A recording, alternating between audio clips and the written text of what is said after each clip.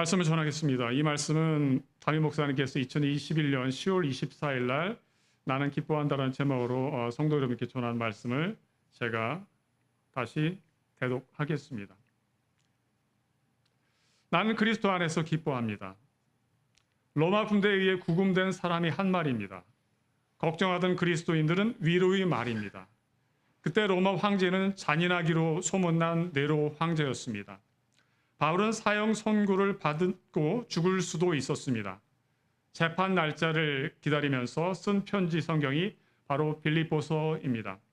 빌립보 성도에게 다음과 같은 말로 기쁨을 주었습니다.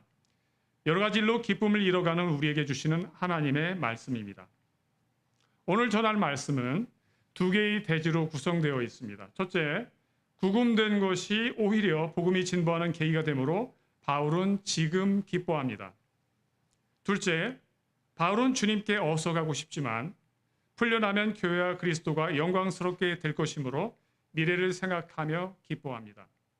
우리도 지금 당한 어려움만 보고 슬퍼하지 맙시다. 그 어려움 가운데서도 항상 복음이 널리 퍼져가고 있으므로 예수 그리스도께서 영광을 받으십니다. 복음과 예수 그리스도 때문에 항상 기뻐할 수 있도록 이 시간 성령님께서 일하시기를 소원합니다. 첫째, 구금된 것이 오히려 복음이 진보하는 계기가 되므로 바울은 지금 기뻐합니다라는 말씀을 듣겠습니다. 참 신기한 일입니다. 바울이 구금되어 있는데 오히려 복음이 널리 퍼지고 있습니다. 아버지 하나님의 섭리가 참으로 놀랍습니다. 사도 바울로 인해 로마 황제의 시일에 안팎에 복음이 전해졌습니다. 사도 바울은 황제의 재판을 기다리는 죄수였지만 시위대 바깥에 있는 개인 집을 정세내도록 배려를 받았습니다. 그곳에 찾아오는 사람에게 복음을 전했습니다. 그런데 바울을 지키는 로마 군인은 4시간마다 교대를 하였으므로 한 번에 몇 명의 군인이 지켰는지 잘 모르지만 2명이 지켰다 해도 바울은 하루에 12명의 군인을 만난 것이 됩니다. 바울에 대한 소문이 났습니다. 그들은 이 착해 보이는 사람이 왜 죄수가 되어 있는가 궁금해했습니다. 이후 바울이 매인 이유가 차츰 알려졌습니다. 13절에 그가 매인 것이 그리스도 안에 된 것임이 알려졌습니다. 바울은 자기가 그리스도 안에 있다는 것을 알았고 예수 그리스도의 고난에 참여하는 것을 알았습니다. 다른 로마 군인들도 예수라는 사람을 위하여 잡혀 있는 것을 알게 되었습니다. 살아있지도 않은 그 예수라는 사람을 위해 자기 생명을 아까워하지 않다니 도대체 예수가 누구인가에 대한 의문을 품는 그들에게 바울은 복음을 전할 수 있었습니다. 그 외 사람들에게 또 바울이 매인 이유가 알려지게 되었는데 시위대 근처의 사람들과 황실 가문의 사람들에게도 알려졌습니다. 4장에서 보면 로마에서 바울과 함께 네로 황제의 집사람 몇 사람이 빌립보 성도에게 문안하게 되었는데 바울이 로마에 수감된 지 1년이 못 되어 황실의 복음이 스며들었습니다. 황제의 가족이 믿었을 수 있거나 아니면 황실에서 일하는 노비나 다른 사람일 수도 있습니다. 아무튼 바울이 그 사람의 이름을 공개하지 않는 것으로 보아 그들은 남에게 드러나지 않고 믿는 것 같습니다. 이렇게 복음이 능력이 있습니다. 복음은 죄수로 묶인 바울을 통해 황실 가문의 사람을 그리스도의 포로로 만들었습니다. 우리도 바울처럼 꼼짝달싹 못할 때가 있습니다.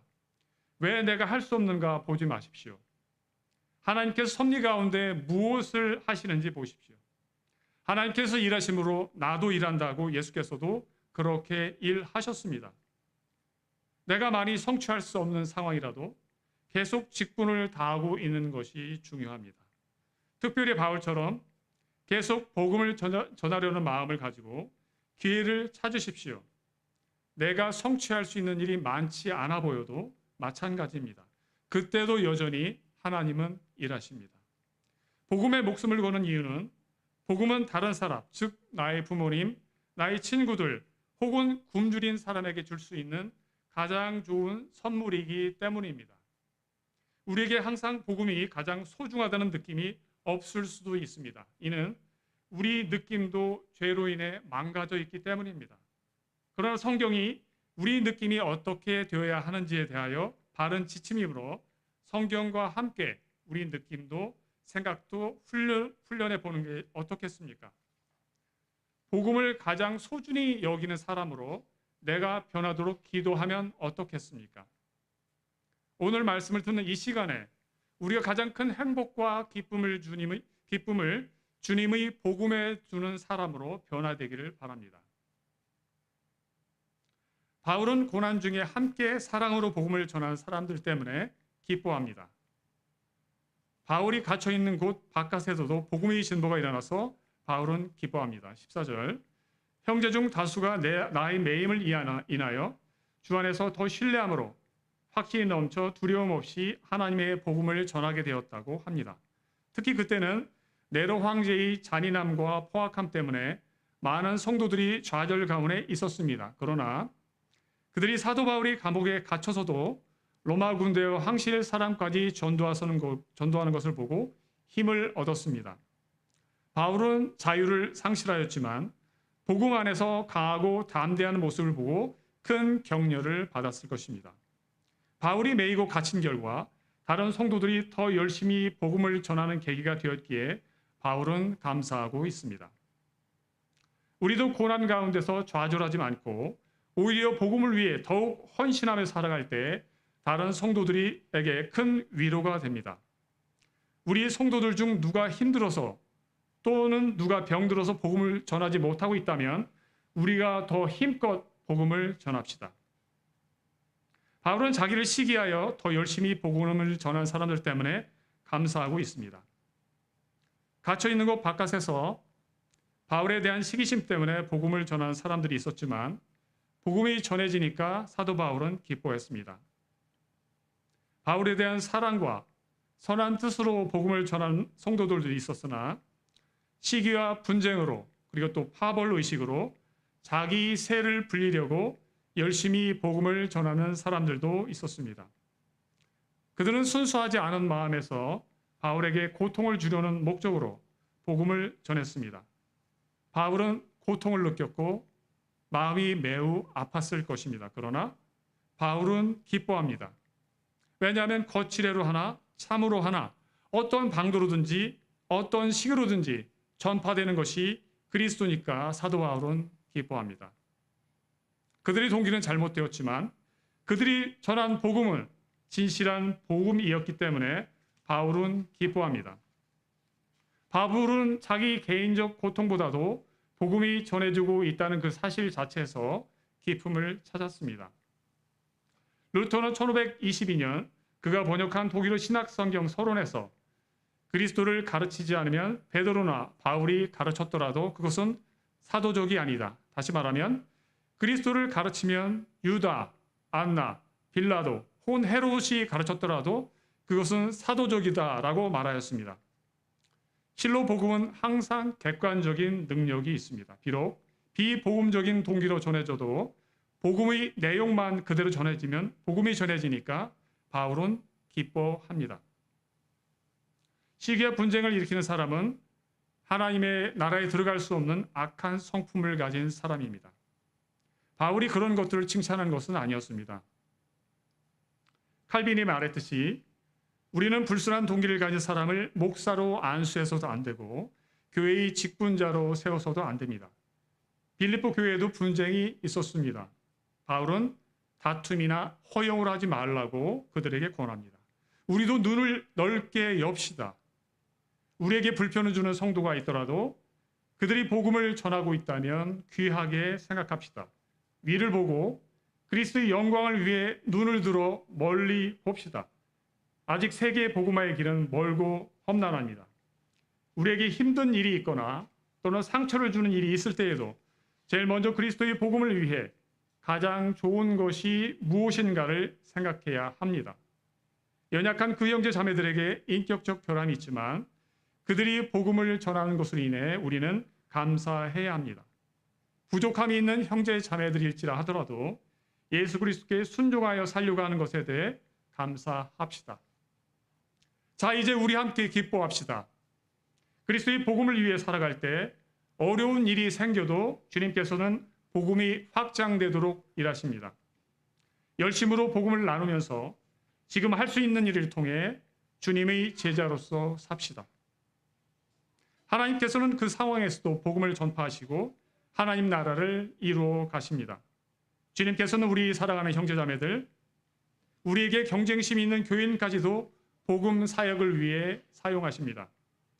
불순한 동기로 복음을 전한다고 하더라도 그로 인해 낙심하지 말고 오직 주님의 복음이 여전히 확장되고 있다는 것 때문에 즐거워합시다. 둘째, 바울은 주님께 어서 가고 싶지만 풀려나면 교회와 그리스도가 영광스럽게 될 것이므로 미래를 생각하면서 기뻐합니다라는 말씀을 듣겠습니다. 바울은 미래를 생각하며 기뻐하고 있습니다. 18절에 나는 기뻐하고 또 기뻐하리라 라는 구절이 있는데 앞부분은 지금 기뻐하는 것을 말하고 뒷부분은 미래에도 기뻐하리라 라는 것을 말합니다. 사도 바울은 미래의 승리 때문에 기뻐합니다. 사도는 자신이 미래를 생각하면서 기뻐하리라고 말합니다. 19절은 왜냐하면 이라는 말로 시작합니다. 이것이 나를 구원에 이르게 할 줄을 알기 때문이다. 이것, 즉 바울이 지금 감옥에 갇혀서 구금되어 고난받고 있는 이것이 구원에 이르게 한다. 즉 위험에서 벗어나 바울로 하여금 승리에 이르게 할 것이기 때문에 기뻐합니다. 여기서 이것이 구원에 이르게 한다는 이 구절은 문자적으로는 이것이 나를 구원으로 향하게 한다라는 의미입니다.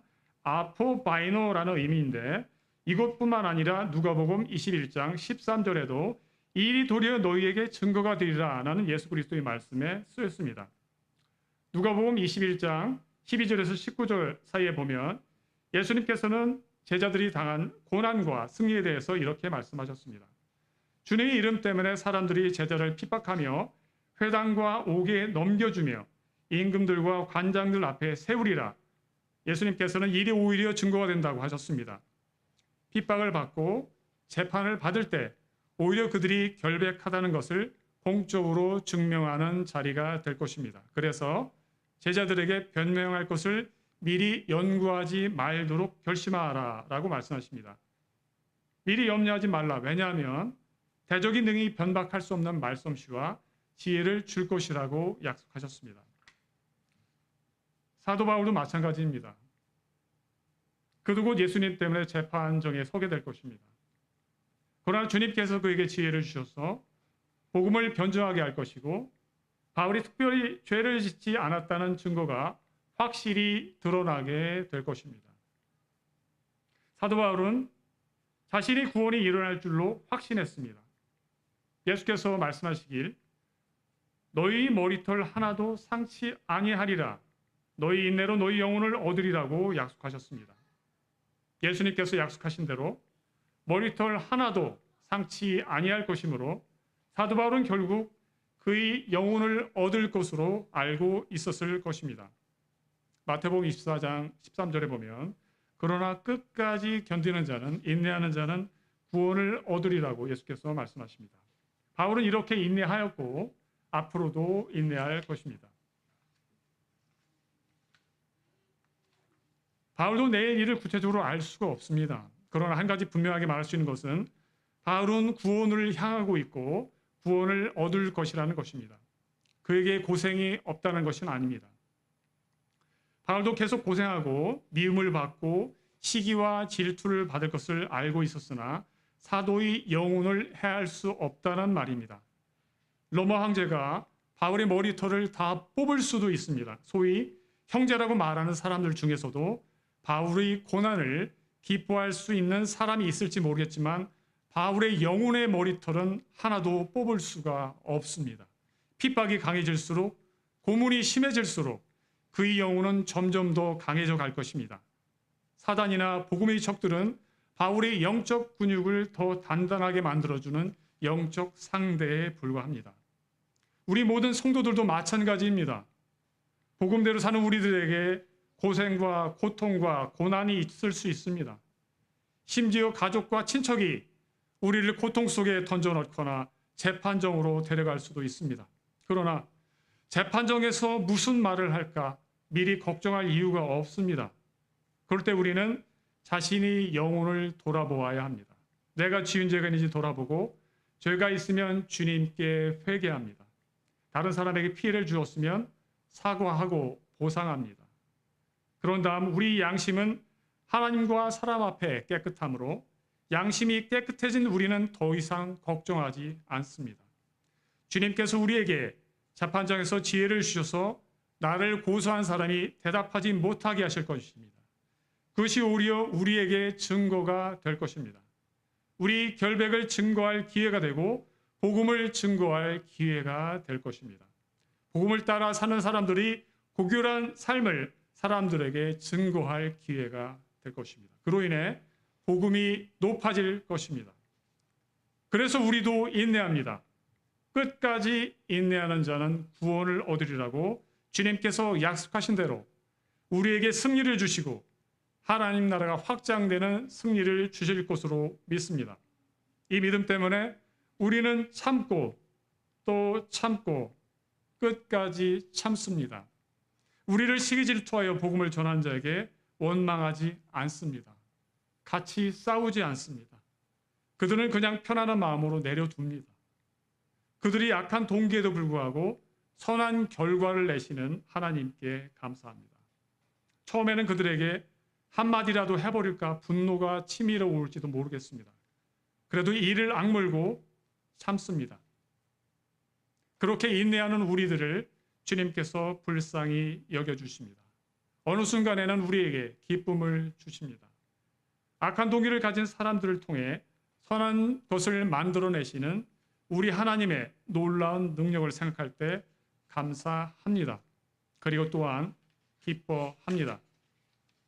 하나님 나라를 바라보고 지식에 입각하여 의지 가운데서 계속 기뻐하는 우리에게 성령님께서는 점점 더 큰 기쁨으로 우리 영혼을 가득 채웁니다. 우리 영혼을 반대자에게 대한 생각 대신 하나님의 일하심에 대한 생각으로 가득 채웁니다. 이것이 바로 오래 참는 것입니다. 이렇게 참고 있는 성도 여러분, 지금까지 잘 참았으니 조금 더 참으십시오. 끝까지 참는 자는, 끝까지 인내하는 자는 구원을 얻으리라고 말씀하신 우리 주 예수 그리스도의 말씀을 믿으십시오. 지금 당하고 있는 이 어려움에서 구원을 얻게 하시고 승리하게 하실 것입니다. 이 일로 인해 우리 영혼이 더 주님과 가까이 연합될 것입니다. 더욱더 예수 그리스도의 형상을 닮아가게 될 것입니다. 로마서 8장 28절이 이렇게 말씀하십니다. 하나님을 사랑하는 자, 곧 그 뜻대로 부르심을 입은 자들에게는 모든 것이 합력하여 선을 이루느니라. 사도 바울은 교회의 기도와 성령의 도우심으로 구원을 이루어 가심에 기뻐합니다. 우리를 하여금 미래의 구원에 이르도록 움직이는 분명한 힘이 있습니다. 너희 간구와 예수 그리스도의 성령의 도우심으로 교회의 간구와 성령님의 도우심이 이 일을 만들어냅니다. 도우심으로는 도우심을 통하여라는 뜻입니다. 가장 중요한 힘은 성령님의 도우심입니다. 성령님의 도우심 때문에 사도 바울은 끝까지 견뎌서 복음 안에서 구원에 이릅니다. 도우심은 공급한다는 뜻입니다. 영광스러운 구원의 날, 승리의 날에 이르기까지 성령님께서 우리에게 계속 공급하실 것입니다. 베드로서 1장 5절에서 7절은 이렇게 말씀하십니다. 믿음의 덕을, 지식을, 절제를, 인내를, 경건을, 천재의 우애를, 사랑을 공급하실 것입니다. 성령님께서 이 일을 하실 것을 우리가 잘 알기 때문에 이 믿음 가운데 사도 바울은 담대하게 나는 구원에 이를 것이다, 승리할 것이다, 이렇게 말하면서 앞으로도 나는 기뻐할 것이다 라고 선언합니다. 성령님의 도우심의 한 부분이 이루는 것이 너희 기도입니다. 성도의 기도입니다.